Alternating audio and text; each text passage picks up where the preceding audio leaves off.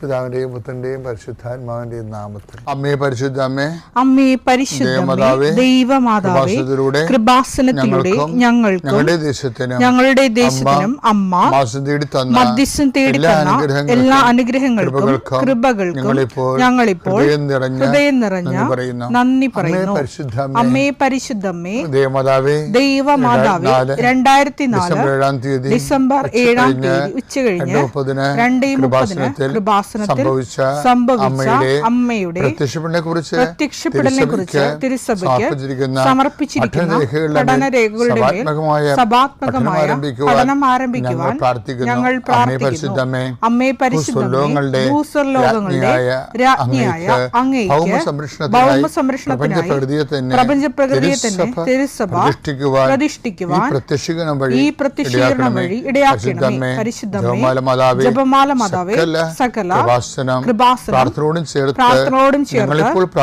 ഞങ്ങളിപ്പോൾ പ്രാർത്ഥിക്കുന്ന ഈ കുടുംബത്തിന്റെ പ്രത്യേക നിയോഗം മക്കളെ.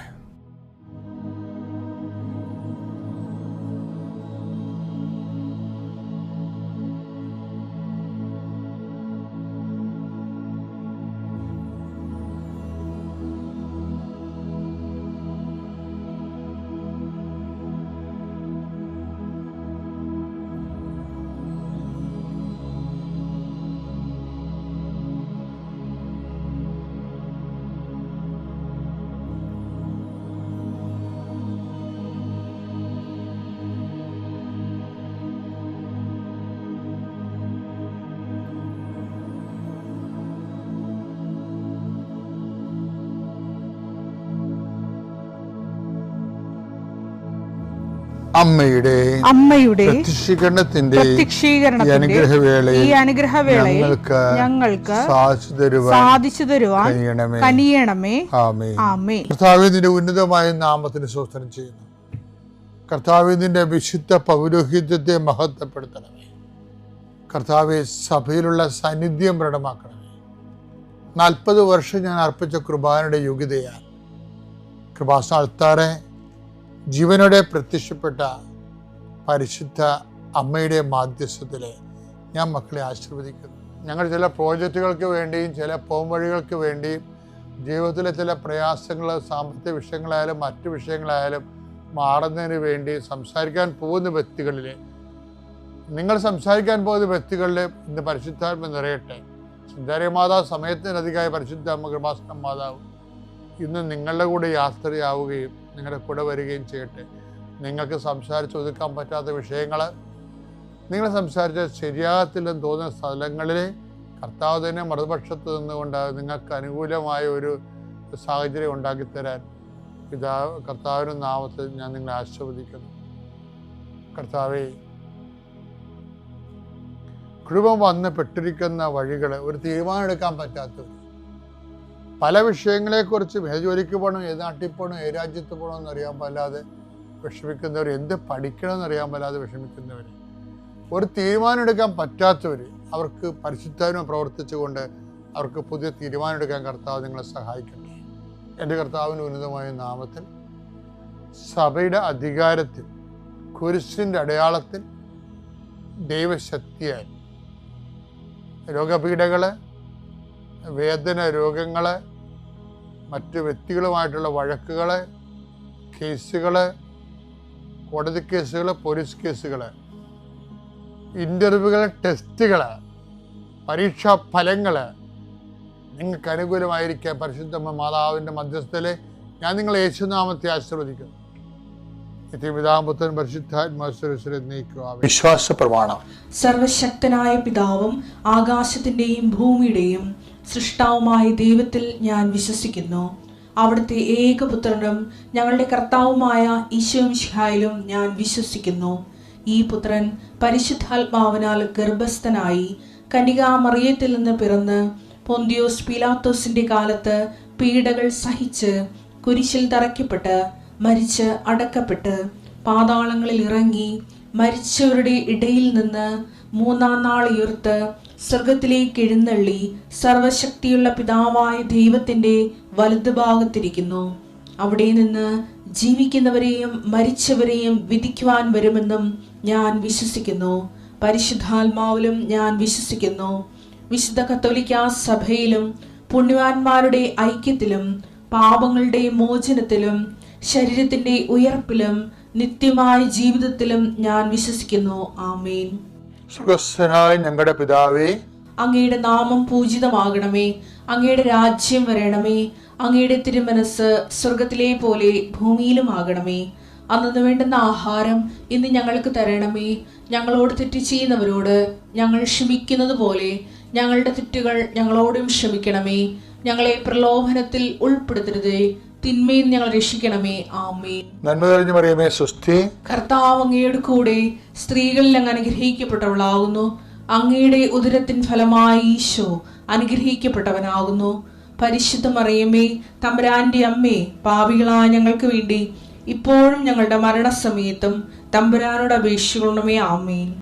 മക്കളെ, ദൈവമായിട്ടുള്ള ഒരു യാത്ര വളരെ ഫ്രൂട്ട്ഫുൾ ആകാനുള്ള ചില രഹസ്യം പറഞ്ഞു തരാം. അതിലൊന്ന്, ഒരു ദിവസത്തെ വ്യാപാരം കഴിയുമ്പോഴേ ഇപ്പം നമ്മളെ കടക്കാർ, ഞാനേ നമ്മുടെ ജോമോൾ സിസ്റ്ററിന് ഒരു റിങ് വാങ്ങിക്കാൻ പോയി, ജോമോൾസിൻ്റെ വ്രതവാഗ്ദാനത്തിനെ. അപ്പോൾ ഒരു സ്വർണ്ണത്തെ റിങ് അപ്പോൾ വാങ്ങിക്കാൻ പോയപ്പോൾ ഞങ്ങൾ ചെല്ലണ കടയിൽ ആർക്കും വലിയ സന്തോഷമൊന്നുമില്ല. 8 മണിക്കാണ് ചെല്ലണത് രാത്രി. ഇവിടെയോ പോയിട്ട് വന്നിട്ട് താമസിച്ചത്. അപ്പം ഇത് ആർക്കും സന്തോഷമില്ലാത്ത കാരണം എന്താണെന്നറിയാമോ?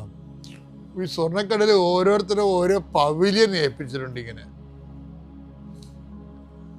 അവർ രാവിലെ, അപ്പം അവർ പോകാൻ നേരത്ത് രാവിലെ ഏൽപ്പിച്ച 25 കമ്മൽ, 1 പവൻ്റെ 10 മാല, 1.5 പവൻ്റെ 5 മാല, ഇങ്ങനെയൊക്കെ ഏൽപ്പിച്ചിരിക്കുന്നത്. അപ്പം അതിനകത്ത് അത് ഏൽപ്പിച്ചത് എത്ര, സ്റ്റോക്ക് എത്ര, വിറ്റത് എത്ര, ബാക്കി എത്ര നോക്കണം. അപ്പം ആ ഒരു ഭയങ്കര കയ്യിൽ നിന്ന് കാശ്, ഇപ്പം നമുക്ക് ഒരു ദിവസം ചിലപ്പോൾ 400 രൂപയായിരിക്കും കിട്ടണത് അവിടുന്ന്. പക്ഷേ ചിലപ്പോൾ 4000 രൂപ കയ്യിൽ നിന്ന് പോകും. ഭയങ്കര സീരിയസ് ആയിട്ടുള്ള ജീവന്മാരുടെ പരിപാടിയാണ് സ്വർണ്ണക്കടയുടെ നടക്കുക. സ്വർണ്ണക്കടയിൽ നമ്മൾ രാത്രി ചെന്ന പ്രശ്നമാണ്. അപ്പോൾ അവരെല്ലാവരും ഇങ്ങനെ മുള്ളേ നിൽക്കുകയും. അപ്പോൾ ഞാനെങ്ങനെ ഓർത്തതേ, നമ്മുടെ ജീവിതവും ഇങ്ങനെയാണ്. അവസാനമാകുമ്പോൾ ഈ ഒരു ദിവസത്തെ വ്യാപാരം ദൈവമായിട്ടുള്ള ജീവിതം കഴിയുമ്പോൾ ഞാൻ ഇത് തിരിച്ച് നമ്മുടെ ആത്മജീവിതത്തിലോട് കൊണ്ടുവരികയാണേ. ഒരു ദിവസത്തെ ദൈവമായിട്ടുള്ള ജീവിതം കഴിയുമ്പോൾ നമ്മുടെ കർത്താവിന് കടക്കാരനായിട്ട് അവസാനിക്കരുത്. മറിച്ച് കർത്താവ് നമുക്ക് കടം തരാനുള്ള രീതി അവസാനിക്കണം. എന്നാ നമ്മൾ രക്ഷപ്പെട്ടു. നമ്മൾ കർത്താവിന് കടക്കാരനായിട്ട് അവസാനിക്കരുത്. കർത്താവ് നമുക്ക് കടം തരാനുണ്ടായിട്ട് അവസാനിക്കണം. കാര്യം എന്താ വെച്ചാൽ, നമ്മ കടത്തിലാണ് കിടക്കാൻ പോണെങ്കിൽ നമ്മ കടത്തിൽ തന്നെ മരിക്കും. അപ്പം നിങ്ങൾ ചോദിക്കും, അച്ഛാ എന്താണ് അച്ഛാ കർത്താവ് നമുക്ക് കടം തരാനുള്ള പോലെ എന്ന്. ഞാൻ ഒരു കാര്യം ചോദിക്കട്ടെ. ഇപ്പം എല്ലാ കാര്യവും കർത്താവ് ഈ ദിവസങ്ങളിലൊക്കെ ഉത്ഥാനത്തിൽ എന്താ പറയണത്? ഉത്ഥാനത്തിന് അപ്പോസ്തലന്മാർ കണ്ടപ്പോൾ എന്താ പറഞ്ഞത്? നിങ്ങൾ ലോകം മുഴുവൻ, ഇപ്പം ഇന്നലെ നമ്മൾ കണ്ടില്ലേ, നിങ്ങൾ ലോകം മുഴുവൻ പോവുക, എല്ലാ സൃഷ്ടികളോടും സുവിശേഷം പ്രസംഗിക്കുക, ഞാൻ പഠിപ്പിച്ചിട്ടുള്ളതെല്ലാം നിങ്ങൾ അനുഷ്ഠിക്കുവാൻ അവരെ അഭ്യസിക്കുവാൻ. അതെ, അപ്പം കർത്താവ് പഠിപ്പിച്ച കാര്യങ്ങൾ നമ്മൾ ചെയ്യുന്ന അനുസരിച്ച് കൊണ്ട് നമുക്ക് കർത്താവ് നമുക്ക് അത്രയും സ്നേഹം. കർത്താവ് എന്താ പറഞ്ഞത്? നിങ്ങൾക്ക് എന്നോട് സ്നേഹമുണ്ടെങ്കിൽ എൻ്റെ കൽപ്പനകൾ നിങ്ങൾ പാലിക്കും. അപ്പം നമ്മൾ കർത്താവിൻ്റെ കൽപ്പനകൾ പാലിച്ചാൽ കർത്താവിന് നമ്മുടെ സ്നേഹം ഉണ്ടാകും.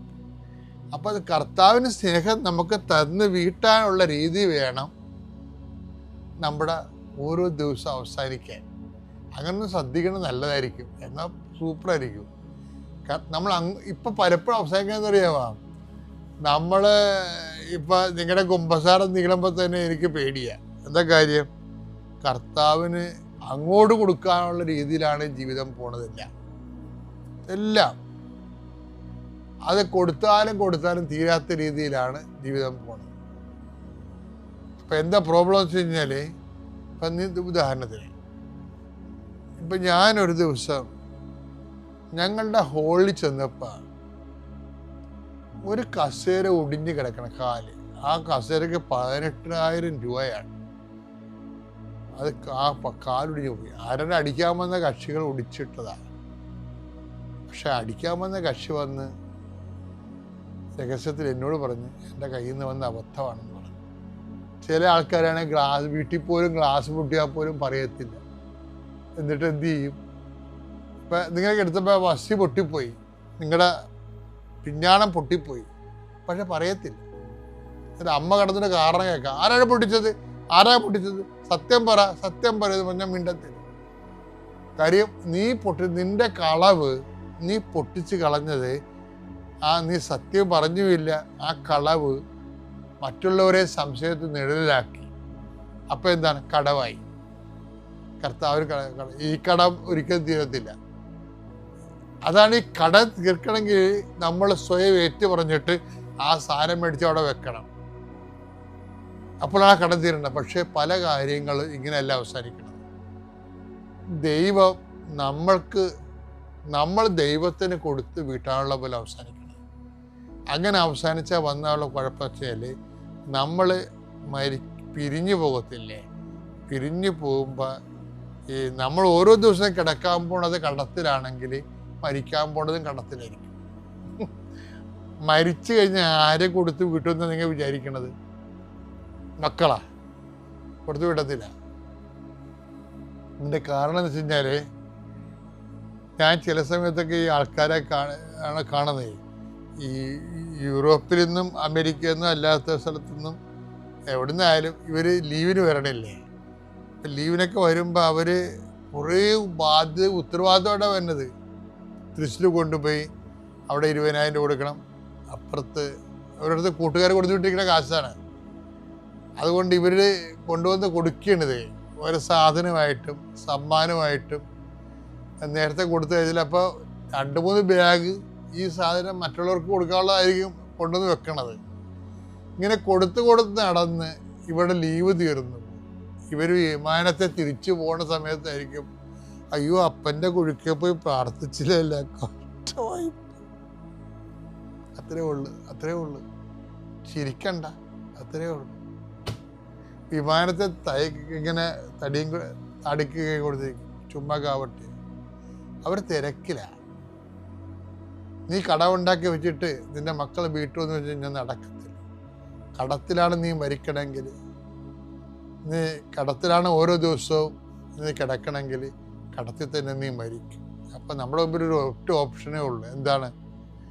കർത്താവ് ഇങ്ങോട്ട് തരാനുള്ള രീതിയിൽ ഓരോ ദിവസം അവസാനിക്കാൻ കർത്താവ് നിന്നെ അനുഗ്രഹിക്കട്ടെ. നമ്മൾ അഹങ്കാരത്തെ കൊല്ലണം. അഹങ്കാരം മരിക്കണം അവിടെ. Price the Lord. ഈ ലോകത്തിൻ്റെ ആഗ്രഹം മരിക്കണം. നമ്മൾ എന്താ ചെയ്യുക? ആരെങ്കിലും ഭർത്താവ് ഒന്ന് ചീത്ത വിളിച്ചു കഴിഞ്ഞാൽ തിരിച്ചങ്ങോട്ട് ചീത്ത വിളിക്കാം. മരിച്ച പോലെ ഇരിക്കും. ഞാൻ മരണത്തിലെ ഈശോയുടെ കൂടെയാണ്, ഞാൻ ഉയർത്തെണിച്ചിരിക്കുകയാണെന്നൊക്കെ വിചാരിച്ചിരിക്കും. ഞാൻ അവസാനത്തിൽ ഞാൻ ഈശോയുടെ കൂടെ മരിച്ചിരിക്കുക. പക്ഷെ അപ്പം തട്ടി നോക്കുമ്പോഴത്തേക്ക് നീ ഉണർന്നിട്ട് തിരിച്ച് ചീത്ത വിളിക്കും. Price the Lord. ഈശോ കുരിശിൽ കിടന്നപ്പോഴത്തേക്കും പ്രലോഭനം ഉണ്ടായി, നീ ദൈവം പുത്രനാണെങ്കിൽ നിനക്ക് ഇറങ്ങി വന്ന്. ദൈവം കുരിശീർന്ന് എടുത്തിട്ട് ഇവരെല്ലാം കൊന്നു കളഞ്ഞ് താഴെ വരാമെന്നൊന്നുമില്ല. അതെല്ലാം കേട്ടുകൊണ്ടിങ്ങനെ ഇരുന്ന് മരണം അത് അഭിനയിച്ചില്ല. അത് നമ്മളെ ലോകരക്ഷയ്ക്ക് വേണ്ടി ഈശോ കുരിശിൽ മരിച്ചു ഉയർത്തെണിക്കുക ചെയ്തത്. നമ്മ മരിക്കാതെ, അത് തന്നെയാണ് യോഹന്നാൻ 12:24, ഗോതമ്പ് മണി മണ്ണി വീണ് മരിക്കാതെ അത് ഫലം പുറപ്പെടുവിക്കയില്ല. Price the Lord. അപ്പം നീയും ഈശോയുടെ കൂടെ മരിക്കാതെ നിനക്ക് ഫലം പുറപ്പെടുവിക്കാൻ സാധിക്കില്ല. അല്ലെങ്കിൽ ഈ ചെറിയ അനുഗ്രഹം വാങ്ങിച്ചുകൊണ്ട് നിനക്ക് അങ്ങനെ പോകാനേ ഉള്ളൂ. Price the Lord. അങ്ങനെ ഇല്ല. ഫലം പുറപ്പെടുവിക്കണം. ദൈവത്തിൻ്റെ മകളാണ്, മകനാണെന്ന് ലോകം കാണണം. തന്നെ ദൈവത്തിൻ്റെ മഹത്വത്തിന് വേണ്ടി നീ ജീവിക്കണം, ദൈവത്തിൻ്റെ കൂടെ ജീവിക്കണം. എന്നാലേ ദൈവത്തിൻ്റെ സാന്നിധ്യം നിനക്ക് അനുഭവപ്പെടുകയുള്ളൂ. നമ്മളൊക്കെ എന്താ കാര്യമെന്ന് വെച്ചാൽ, അപ്പോൾ ഗോതമ്പ് മണി മണ്ണി വീണ് അത് ഫലം പുറപ്പെടുവിക്കുന്ന പോലെ നീ വീണ് കഴിഞ്ഞാൽ, ഉടമ്പടി എടുത്തു കഴിഞ്ഞാൽ നീ പ്രതികരിക്കരുത്. Price the Lord. ഒരാളോട് നീ പാപം ചെയ്യരുത്. പ്രതികരിക്കുമ്പോൾ നീ പാപം ചെയ്യും, പാപം ചെയ്തു പോവും. ഈശോയുടെ കൂടെ മരിച്ചിരിക്കുകയാണ് ഞാൻ. ഉടമ്പടിയിൽ ഞാൻ ഉയർത്തെണിക്കാൻ വേണ്ടിയിട്ട് ഞാൻ ഈശോയുടെ കൂടെ മരിച്ചിരിക്കുകയാണ്. എനിക്ക് വെറുപ്പുണ്ടാകില്ല, വിദ്വേഷം ഉണ്ടാകില്ല. മരിച്ചാൾക്ക് എവിടെയാണ് വെറുപ്പും വിദ്വേഷവും? അവനെക്കുറിച്ചുള്ള വിചാരം ഇവിടെ? എന്നെ ഇങ്ങനെ പറഞ്ഞ് എന്നെ അപമാനിച്ച് ആരാ പറയുന്ന? മരിച്ചാൾക്ക് പറയാൻ സാധിക്കുക? ആ വിചാരം ഉണ്ടാവുക? നമ്മൾ മരിക്കാത്ത കൊണ്ടാണ്, മരണം അഭിനയിക്കുന്ന കൊണ്ടാണ് നമുക്കിതെല്ലാം വിചാരം വന്ന് സങ്കടമായി, വെറുപ്പായി, ദേഷ്യമായി, ചീത്തവിളിയായി. അതിനെല്ലാം ഇന്ന് അനുതപിക്കുക. Price the Lord. നീ തിരിച്ചങ്ങോട്ട് മരിച്ച ആൾ, നിങ്ങൾ ഒരു മരിച്ച ആളെ ചീത്ത വിളിക്കുമ്പോൾ അയാളെ എണിച്ചൊന്ന് നിങ്ങൾ അടിക്കുക, അല്ല തിരിച്ച് ചീത്ത വിളിക്കുക. നമ്മളെല്ലാം ചെയ്യാറുണ്ടത്. Praise the Lord. ചെയ്യരുത്. Praise the Lord. ഞാൻ ഇന്നൊരു വിചാരം വേണം, ഞാൻ ഉടമ്പടിയോടെ ഈശോയുടെ കൂടെ മരിക്കുകയാണ്. എന്തിനു വേണ്ടിയിട്ടാണ്? എൻ്റെ പഴയ ജീവിതം മരിച്ച് ഞാൻ ഉയർത്തെണിക്കും. ഈശോയുടെ മകനും മകളുമായിട്ട് ആ നിമിഷം ഞാൻ ഉയർത്തെണിക്കും. Price the Lord. അതിന് എൻ്റെ അഹങ്കാരത്തെ ഞാൻ കൊന്നുകളയാണ്, എൻ്റെ ദുരാശയെ ഞാൻ കൊല്ലുകയാണ്, എൻ്റെ ദേഷ്യത്തെ കൊല്ലുകയാണ്. നിങ്ങൾ പറയണം ഞാൻ ഈശോയുടെ കൂടെയാണ്. ഹല്ലേലൂയ. അപ്പോൾ കൃപ നിറയും, നിന്നിൽ കൃപ നിറയും. പിന്നെ കുറേ കഴിഞ്ഞാൽ നിനക്ക് ദേഷ്യപ്പെടാതിരിക്കാൻ സാധിക്കും. നിന്നെ ദ്രോഹിക്കുന്നവർക്ക് നിനക്ക് പ്രാർത്ഥിക്കാൻ സാധിക്കും. അതിനാണ് ഈശോ പറഞ്ഞത്. നമുക്കിത് കേൾക്കുമ്പോൾ റോമ 12:14 നിന്നെ ദ്രോഹിക്കുന്നവർക്ക് വേണ്ടി നീ അനുഗ്രഹിക്കുക, പ്രാർത്ഥിക്കുക എന്ന് പറയുമ്പോൾ ഇതൊക്കെ ഇങ്ങനെ സാധിക്കും. ഇത് ഈശോയുടെ കൂടെ മരിക്കുമ്പോഴേ സാധിക്കും. കൃപ നിറയുമ്പോൾ നിനക്ക് സാധിക്കും. ഇല്ലാതെ കുറേ സൽപ്രവൃത്തി ചെയ്യുമ്പോൾ നിനക്ക് കൃപ കിട്ടുകയില്ല ചെയ്യുന്നത്. കൃപ ഉള്ളത് കൊണ്ട് മാത്രമേ നിനക്ക് സൽപ്രവൃത്തി ചെയ്യാൻ സാധിക്കും. ഇല്ലെങ്കിൽ നീ അഭിനയിക്കുക ചെയ്യണം. അത് മനസ്സുകൊണ്ട് സ്നേഹത്തിലാണ് ചെയ്യേണ്ടത്. പത്രം വിതരണം ചെയ്യുമ്പോഴും അത് കൃപയിലാണ് ചെയ്യേണ്ടത്. ഇല്ലാതെ ഈ കൃപ കിട്ടാൻ വേണ്ടിയിട്ടും അനുഗ്രഹം കിട്ടാൻ വേണ്ടിയിട്ട് അത് ചെയ്യരുത്. Praise the Lord. അതിന് നീ ചെയ്യേണ്ടത് ഈശോയുടെ കൂടെ ഗോതമ്പ് മണി മണ്ണിൽ മരിക്കുന്ന പോലെ നീ നിൻ്റെ അഹങ്കാരത്തെയും നിൻ്റെ വെറുപ്പിനെയും വിദ്വേഷത്തെ ദേഷ്യത്തെയും ദുരാശയും ഈ ലോക ആഗ്രഹത്തെയും നീ ഈ ഈശോയുടെ കൂടെ തന്നെ നീ മരണത്തിലേക്ക് കൊണ്ടുപോകണം. നീ ഉയർത്തെണിക്കും. പുതിയൊരു ജീവനായിട്ട്, പുതിയൊരു ആത്മാവായിട്ട് ഉയർത്തെണിക്കപ്പെടും. Praise the Lord. Hallelujah. Hallelujah. എപ്പോഴും സന്തോഷമായിരിക്കുക. ദൈവം നിങ്ങളെ അനുഗ്രഹിക്കട്ടെ. Praise the Lord. ഹല്ലേലൂയ. ഉടമ്പടി എടുക്കാൻ വരുമ്പോൾ നമ്മൾ ദൈവത്തിൻ്റെ സ്വന്തം ആയി മാറുകയാണ്. സ്വന്തം എന്ന് പറഞ്ഞാൽ ദൈവം നമ്മളെ പ്രയോജനപ്പെടുത്തും. ദൈവത്തിൻ്റെ പദ്ധതി നമ്മ വഴി നടപ്പിലാക്കും. അതാണ് ഏറ്റവും വലിയ അനുഗ്രഹം. സന്തോഷിക്കേണ്ട കാര്യവും അതാണ്. അപ്പം ദൈവം നിങ്ങളെ പ്രയോജനപ്പെടുത്തുമ്പോൾ സംരക്ഷണവും നിങ്ങളെ ഒരുക്കുന്ന കാര്യമൊക്കെ ദൈവം നോക്കിക്കോളും. നിങ്ങൾ എന്തൊക്കെയാണ് നിങ്ങളുടെ ജീവിതത്തിൽ കുറവാണെന്ന് നിങ്ങൾ വിചാരിക്കുന്നു, ആ കുറവ് തന്നെ ദൈവം കുറച്ച് കഴിഞ്ഞാൽ നിങ്ങൾക്ക് മനസ്സിലാക്കി തരും അത് അനുഗ്രഹമായിരുന്നു. അപ്പോൾ അതിനെക്കുറിച്ച് വിഷമിക്കേണ്ട. എപ്പോഴും ഞാൻ പറയുന്ന പോലെ വിശ്വാസം പോകാതെ നോക്കണം. വിശ്വാസത്തിൻ്റെ ലെവല് കുറയാതെ നോക്കണം. ലെവല് കുറഞ്ഞിട്ടുണ്ടെങ്കിൽ അതിൻ്റെ അർത്ഥം നമ്മളെ ഉള്ളിൽ ഭയമുണ്ട്. അപ്പോൾ ഇന്ന് നമ്മൾ ഉടമ്പടി എടുക്കുമ്പോൾ അച്ഛൻ പറഞ്ഞതും വിശ്വാസത്തെക്കുറിച്ചാണ്. അപ്പോൾ വിശ്വാസം എപ്പോഴും നിലനിർത്തണം നമ്മൾ. അപ്പോൾ ദൈവ സാന്നിധ്യത്തിൽ നമ്മൾ ആയിരിക്കുമ്പോൾ ആ അവബോധത്തോടെ നമ്മൾ എപ്പോഴും മൊത്തം നമ്മളെ തന്നെ അങ്ങോട്ട് സമർപ്പിക്കുക. അതാണ് ഏറ്റവും, അതിന് വിശ്വാസം വേണം, സമർപ്പണത്തിന് വിശ്വാസം വേണം. ഞാൻ അതാ ഇന്ന് ധ്യാനിക്കാൻ പോകുന്നത്. അത് എങ്ങനത്തെ വിശ്വാസം എന്ന് പറഞ്ഞാൽ, കൊച്ചിനെ അതിൻ്റെ അപ്പനോടുള്ള വിശ്വാസമാണ്. ഇപ്പോൾ ഫസ്റ്റ് ഫ്ലോറിലാണ് കൊച്ചുള്ളത്, വീട്ടിൽ തീ കത്തി, അപ്പോൾ അത് ബാൽക്കണിയിൽ നിൽക്കുക. അപ്പോൾ അപ്പുറത്ത് തീ ഇങ്ങോട്ട് കടന്നു വന്നുകൊണ്ടിരിക്കുകയാണ്, ചൂടേക്കും. പലവരും കൈ കാണിക്കുന്നു താഴെ ചാടാൻ വേണ്ടിയിട്ട്, കൊച്ചു ചാടുന്നില്ല. അച്ഛൻ വന്ന് അതേ താഴ്ചയിൽ അച്ഛൻ നിന്നുകൊണ്ട് കൈ കാണിക്കുമ്പോഴത്തേക്കും കൊച്ചെടുത്ത് ചാടും. അത് ഒരു വിശ്വാസം, അകത്തുള്ള വിശ്വാസമാണ്. ഞാൻ എങ്ങനെ ചാടിയാലും അച്ഛൻ്റെ കയ്യിലേ ചാടൂ, അച്ഛൻ എന്നെ പിടിക്കും. നമ്മുടെ ജീവിതത്തിലും പല തീയുണ്ട്. നമ്മുടെ അച്ഛനായ ദൈവം കൈ കാണിച്ചുകൊണ്ടിരിക്കുകയാണ്, എടുത്ത് ചാടുക. ഈ നമ്മ ഇങ്ങനെ തടസ്സത്തിലിങ്ങനെ നിൽക്കും, ചാടണ വേണ്ടേ, എൻ്റെ അച്ഛനെ കൊണ്ട് പിടിക്കാൻ സാധിക്കുകയില്ല. അതാണ് വിശ്വാസത്തിൻ്റെ കുറവ്. അത് വിശ്വാസം വേണമെന്നുണ്ടെങ്കിൽ, ദൈവത്തിലേക്ക് വിശ്വസിക്കണമെന്നുണ്ടെങ്കിൽ നമ്മുടെ കഴിവിനെ വിശ്വസിക്കരുത്. പത്രോസ് ഈശോ വെള്ളത്തിൽ നടന്നു വന്നത് കണ്ടപ്പോൾ പത്രോസും പറഞ്ഞ്, ദൈവമേ ഞാനും നടന്നു വരാമെന്ന്. പക്ഷെ വിശ്വാസം കുറഞ്ഞപ്പോൾ അയാൾ മുങ്ങിപ്പോകാൻ പോയപ്പോഴും പത്രോസ് ചെയ്തതെന്താ? പത്രോസിന് നീന്താൻ അറിയാം, കടലിൽ വളർന്ന ആളാണ്. എന്നിട്ടും ഈശോനെ ആശ്രയിച്ചാണ് നിന്നത്. ഈശോയെ, ഞാൻ മുങ്ങാൻ പോണേ, എനിക്ക് എൻ്റെ കൈ പിടിക്കണേ. അതേപോലെ അതുപോലെ നമ്മളെ പത്രോസ് സ്വന്തം കഴിവിനെ വിശ്വസിക്കാതെ ഈശോയിൽ ആശ്രയിച്ചാണ് നിന്നത്. നമ്മളും ഇവിടെ വന്നിരിക്കുമ്പോൾ നമുക്ക് പല ആശ്രയം അവളുടെ കയ്യിലുണ്ട്.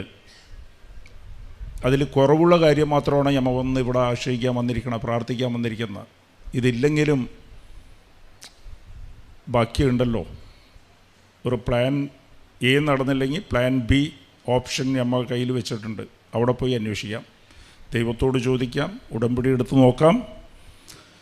അത് നടന്നില്ലെങ്കിൽ ഇത്രയും ദിവസം നമ്മൾ തന്നെ മനസ്സിൽ കണക്കാക്കും. ഇത് നടന്നില്ലെങ്കിൽ നമുക്ക് വേറെ വഴി നോക്കാം. അത് പറ്റില്ല. ദൈവത്തോട് മാത്രം ആശ്രയിച്ചിരിക്കുക. എനിക്ക് കിട്ടണമെങ്കിൽ ദൈവത്തിൻ്റെ കയ്യിൽ നിന്ന് മതി. അത് ദൈവം തന്നാലും തന്നില്ലെങ്കിലും ദൈവം എന്നെ നോക്കിക്കോളും. Price the Lord. അതുപോലെ തന്നെ വിധവയും, അവളുടെ കയ്യിലുണ്ടായിരുന്ന, ജീവിക്കാനുണ്ടായിരുന്ന 2 നാണയമാണ്. അതും കൊണ്ടുപോയി ഈശോയുടെ അടുത്ത് കൊടുത്തിട്ടാണ്, ദൈവത്തിൻ്റെ കയ്യിൽ കൊടുത്തിട്ട് അവൾ ദൈവത്തെ, എനിക്ക് കഴിക്കാനുള്ള അടുത്ത നേരം ദൈവം തന്നോളും. അതാണ് വിശ്വാസം, ആശ്രയം.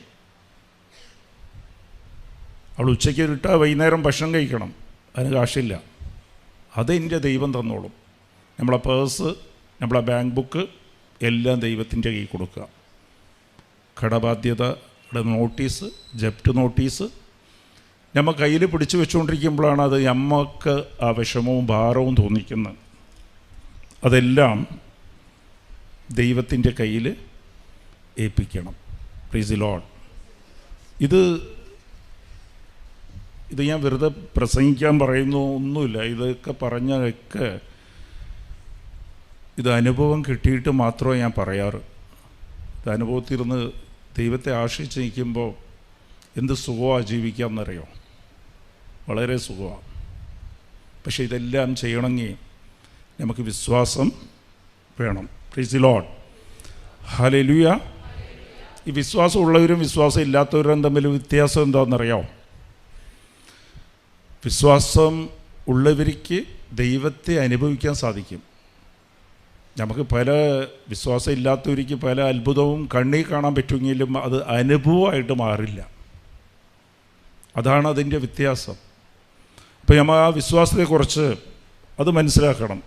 ഞാൻ വളരെ സിമ്പിളായിട്ടാണ് പറയുന്നത്. Price the Lord, hallelujah. കുറച്ച് നേരം പറയണത് ശ്രദ്ധിക്കുക. ഇത് പ്രാക്ടിക്കൽ ക്ലാസ്സാണ്. ഈ ആഴ്ച ഉടമ്പടി എടുത്തിരിക്കുകയല്ലേ, ഒരാഴ്ച ഒന്ന് ട്രെയിൻ ചെയ്ത് നോക്ക്, ഒന്ന് പരിശീലിച്ച് നോക്ക്. അതിൻ്റെ വ്യത്യാസം അറിയാൻ പറ്റും നിങ്ങൾക്ക്. Price the Lord. ഈ